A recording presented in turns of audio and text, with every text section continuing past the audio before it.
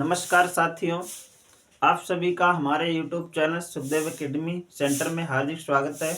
आज हम आप लोगों को पढ़ाएंगे सिंथेसिस में compound sentences. Most important topic है। देखिए, कंपाउंड सेंटेंसेस ये कंजक्शन जो है 4 प्रकार के होते हैं।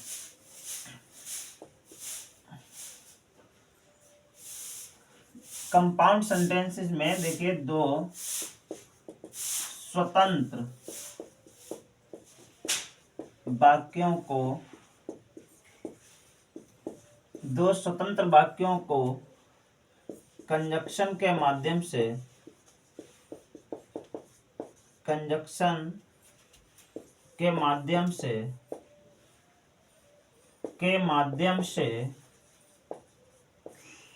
आपस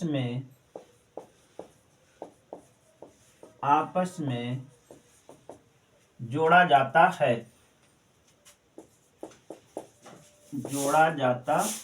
है। देखिए, इसमें है जो है आप लोगों को कोऑर्डिनेट कंजक्शन पढ़ने हैं। क्या होगा, इसमें दो स्वतंत्र वाक्यों को कंजक्शन के माध्यम से आपस में जोड़ा जाएगा। अब देखिए, ये होते हैं कोऑर्डिनेट कंजक्शन।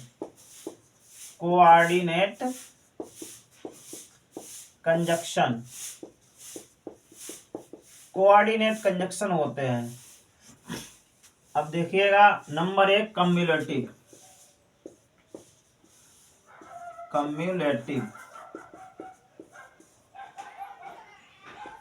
कम्युलेटिव। इसमें दो साधारण वाक्यों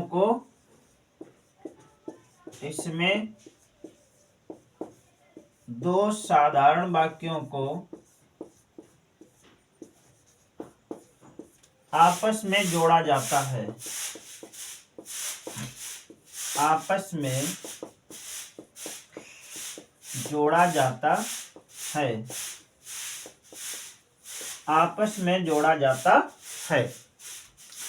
देखिएगा, इसके कंजक्शन क्या होते हैं। देखो, and, as well as, both dot and, ये इसके हैं कंजक्शन। आप लोग देख लीजिएगा, मैं एग्जाम्पल समझा रहा हूं। देखो, Ram bought a book। Ram bought a book। He bought a pen। अब आप लोग देखिएगा, इसमें दो वाक्य दिए गए हैं, बिल्कुल एकदम स्वतंत्र वाक्य दिए गए हैं, फ्री वाक्य दिए गए हैं। इसमें कह रहा है Ram bought a book, Ram ने एक किताब खरीदी, और he bought a पेन, और उसने एक पेन खरीदा। तो केवल इन वाक्यों को हम फैन बॉयज के माध्यम से जोड़ेंगे। देखो, एकदम स्वतंत्र वाक्य, दोनों, कोई ना किसी का परिणाम है ना कोई किसी का कारण है, दोनों फ्री वाक्य हैं। देखिए, इसका कंपाउंड देखो कैसे बनेगा। कंपाउंड, राम बाट। अब आप देखिएगा, यहाँ पर राम और ये बाट, ये हमें मिल गए हैं common. A book and a pen. Ram bought a book and a pen. अब इसे हम एज वेल एज से भी बना देंगे। देखिए, Ram bought a book as well as a pen.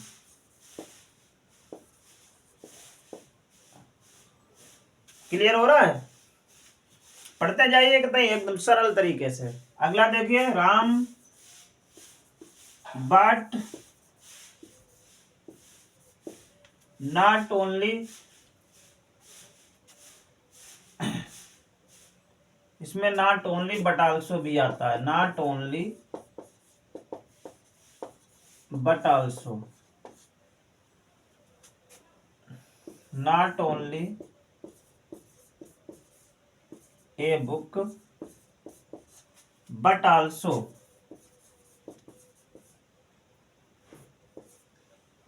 but also a pen. Clear हो रहा है? नोट कर लीजिए।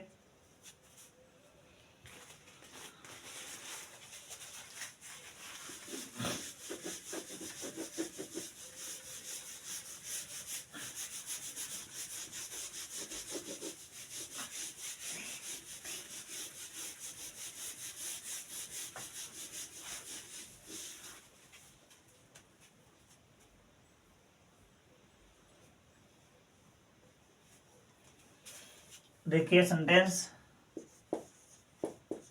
हिज फूल, वह मूर्ख है। हिज नैव, भोला भी है। वह मूर्ख है और वह भोला है। तो देखो इसे कंजक्शन किससे जोड़ोगे? एंड से। His fool and he is naive. He is fool and he is naive. अगला सेंटेंस देख लीजिए।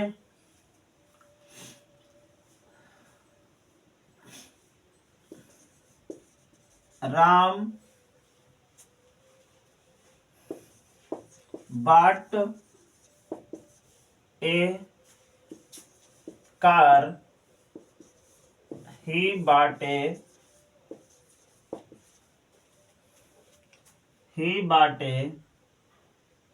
bike.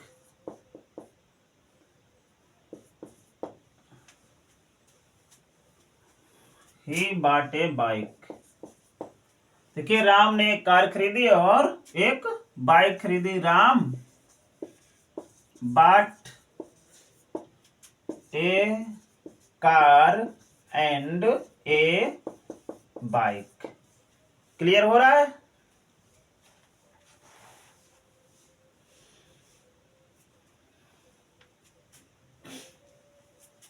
अब देखिए अगला जो हम पढ़ाने जा रहे हैं कम एडवर्जेटिव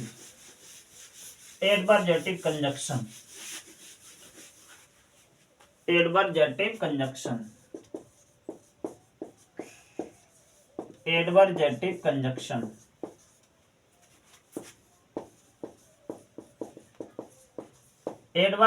कंजक्शन विरोधाभास।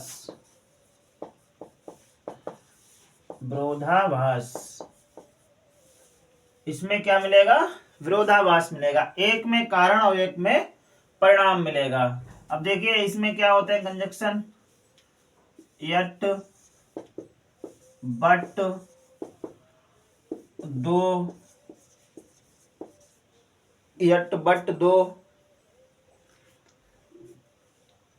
however,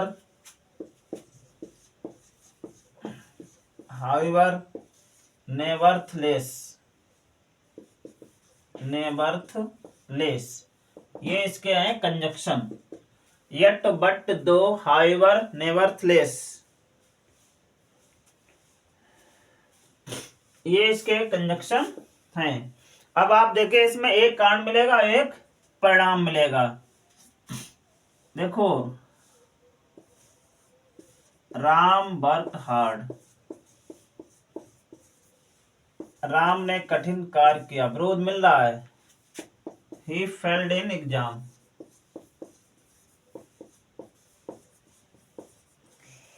देखिए Ram worked hard, he failed in exam. अब आप लोग मुझे एक बात बताइए, जो मेहनत करेगा और वही परीक्षा में फेल हो जाए तो इसमें विरोध है कि नहीं है? इसलिए जो है जहां पर आपको विरोधाभास आभास हो तो वहां पर कौन सा कंजक्शन आएगा? एडवर्जेटिव कंजक्शन आएंगे। अब देखिए Ram worked hard, Ram worked hard, yet फिर भी he failed in exam।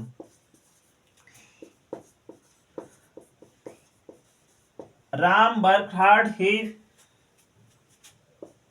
he failed in exam। अगला सेंटेंस देखिए, he is poor, वह गरीब है। he is honest। अब आप यहां देखिए, he is poor, he is honest, वह गरीब है और ईमानदार है। गरीब ईमानदार नहीं हो सकता है, ऐसा इंग्लिश में बताया, मैं नहीं कह रहा हूं, ये बात क्यों बता रहा है। देखिए ही इज पुअर यट, फिर भी ही इज ऑनेस्ट, वह गरीब है फिर भी ईमानदार है। देखिए अगला सेंटेंस देख लीजिए। देखो he is slow, he is slow, he is sure, वह स्लो है और श्योर भी है। तो ये देखो विपरीत है कि नहीं, he is slow but he is sure, he is slow but he is sure, note कर लीजिएगा।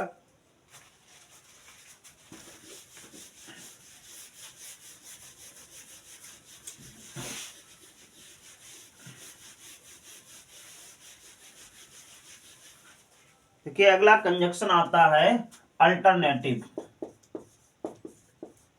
Alternative, alternative conjunction.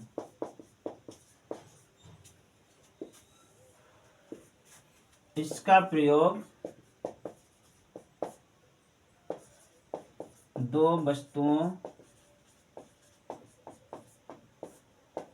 या व्यक्तियों के बीच या व्यक्तियों के बीच चुनाव करने के लिए किया जाता है, चुनाव करने के लिए किया जाता है, चुनाव करने के लिए किया जाता है। अब देखिए आप देख लीजिएगा इसमें कंजक्शन क्या मिलेंगे, आर, नार, आइदर आर और नीदर नार, इसमें ये कंजक्शन मिलेंगे चॉइस के लिए। अब सेंटेंस देख लीजिए इसमें, गो इन, गो आउट। देखिए अंदर आओ या बाहर जाओ, चुनाव करवा रहा है, अंदर आओ या बाहर जाओ। अब देखो यहां पर गो इन आर अथवा गो आउट, गो इन अथवा गो आउट, अंदर आओ या बाहर जाओ। अगला सेंटेंस है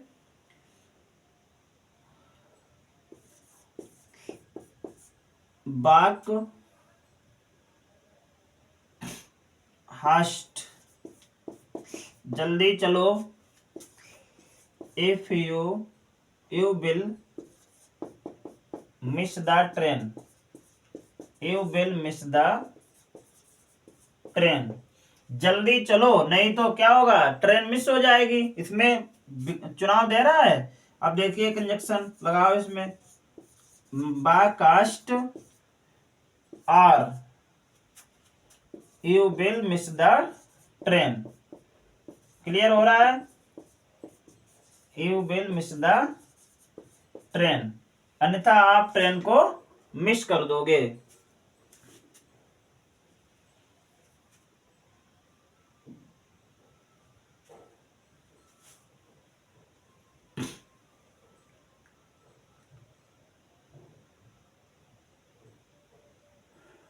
क्लियर हो रहा है तो नोट कर लीजिए।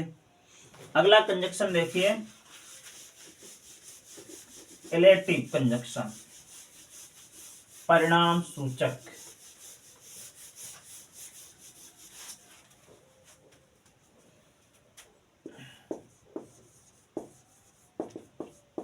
एलेटिव कंजक्शन,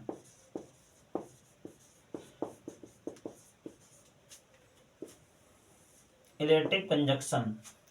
देखिए इसमें क्या होता है, एक वाक्य में कारण, एक वाक्य में कारण और दूसरे वाक्य में परिणाम दिया जाता है, और दूसरे वाक्य में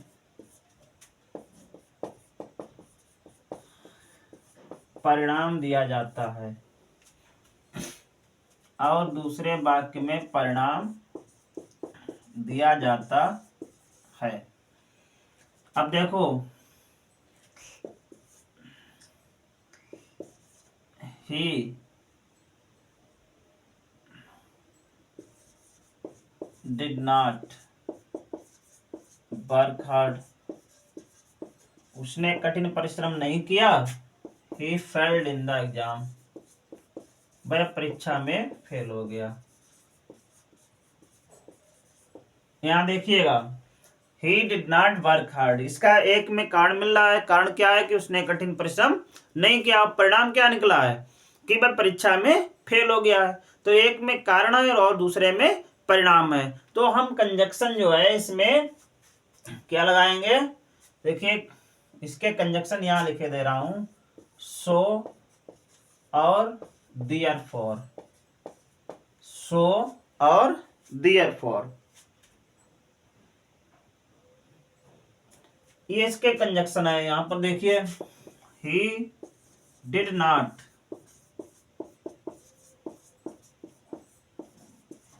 work hard so he failed in the exam. देखो, he did not work hard so he failed in the exam. देखिए, ही वाज डिसऑनेस्ट, वह बेईमान था। ही वाज पनिश्ड, देखिए वह बेईमान था, वह दंडित किया गया। दंडित क्यों किया गया है, कारण क्या है कि वह बेईमान था। देखिए, he was dishonest so he was punished, he was dishonest so he was punished. अगला सेंटेंस देखिए, मोहन